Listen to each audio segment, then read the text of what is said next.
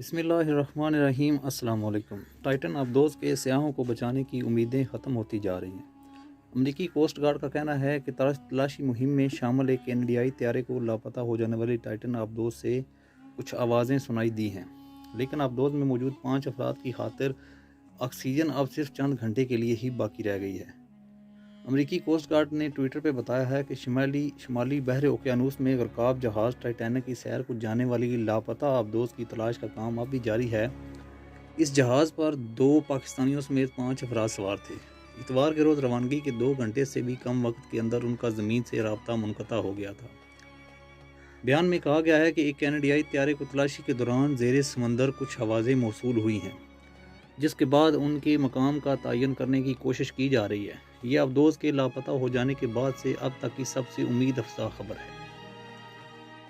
امریکی coast guard حکام کے مطابق کئی ملکوں کے بحری جہاز اور جنگی طیارے شمالی بحر اوقیانوس میں اب تک تقریباً 26,000 اسکوائر کلومیٹر رقبہ چھان چکے ہیں، لیکن تاحال لاپتہ ہو جانے والی ابدوز کا کوئی سراغ نہیں ملا۔ ٹائٹن ابدوز 2 پاکستانیوں سمیت 5 افراد تاحال لاپتہ ہیں۔ امریکی حکام کا کہنا ہے کہ تلاشی مہم کے نتائج اب تک منفی رہے ہیں، لیکن وہ ٹائٹن کی تلاش جاری رکھیں گے۔ اس ابدوز میں اب صرف چند گھنٹے کے لیے آکسیجن باقی رہ گئی ہے۔ اتوار کو جب یہ روانہ ہوئی تو اس میں 96 گھنٹے کے لیے آکسیجن تھی۔ امریکی کوسٹ گارڈ کے کپتان جیمی فریڈر نے منگل کو دوپہر 1 بجے صحافیوں کو بتایا کہ ابدوز میں اب تقریباً 40 گھنٹے سانس لینے کی ہوا بچی ہے۔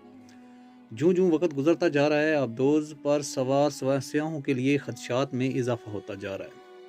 ممکن ہے کہ ٹائٹن ابدوز سال 1912 میں غرقاب ہو جانے والے بحری جہاز ٹائٹینک کی باقیات میں الجھ کر پھنس گئی ہو۔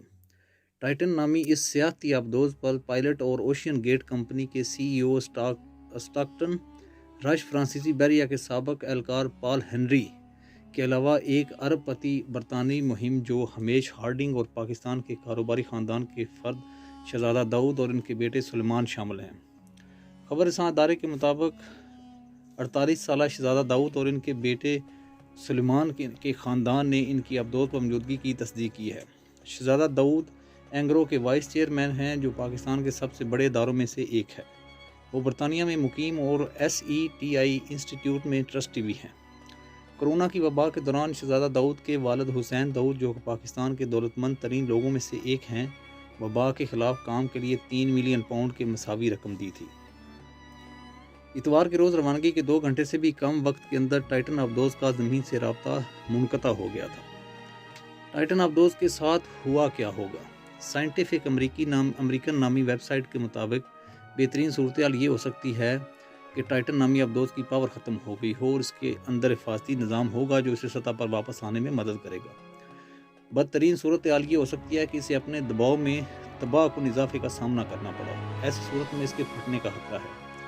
ایک اور امکان یہ ہے کہ ابدوز میں آگ لگی ہو، جیسے کہ بجلی کے شارٹ سرکٹ سے۔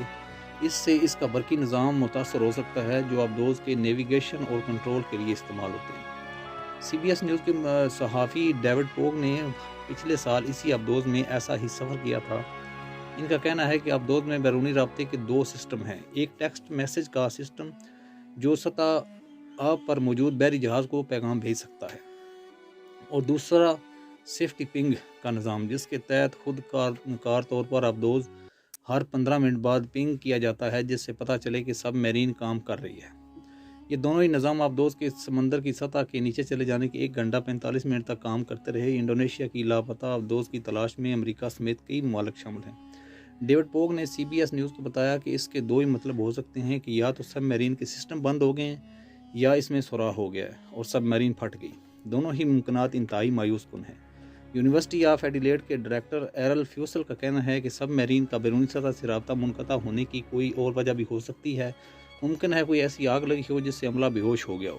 یہ بھی ممکن ہے کہ ٹائٹن نام کی یہ جدید ابدوز سال 1912 میں غرقاب ہو جانے والے بحری جہاز ٹائٹینک کی باقیات میں الجھ کر پھنس گئی ہو۔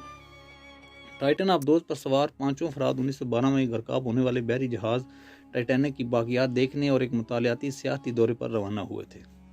اس ابدوز کو انتہائی جدید ترین ابدوز قرار دیا جا رہا ہے۔ اتوار کو صبح 6 بجے جب یہ سب ابدوز اپنے سفر پر روانہ ہوئی تو اس میں 96 گھنٹے کی آکسیجن سپلائی موجود تھی۔ اوشین گیٹ ایکسپیڈیشن کمپنی کا کہنا ہے کہ ابدوز کے آکسیجن جمعرات تک ختم